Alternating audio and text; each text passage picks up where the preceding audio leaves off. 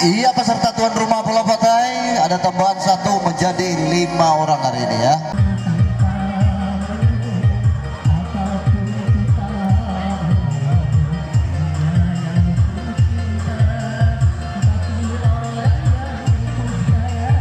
Jadi banyak yang bertanya kepada saya apakah ini aman. Katanya mungkin akan terkena kaki tombak dari para penariuk ini.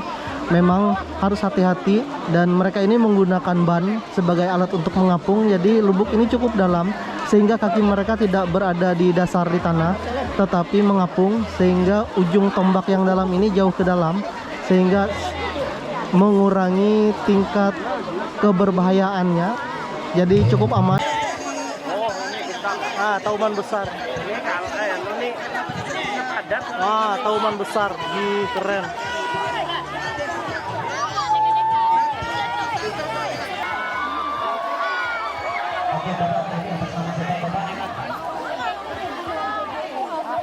Besar sekali.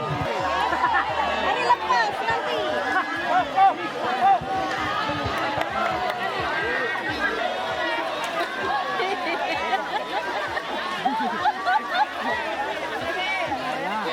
Tuh dapat, Mas.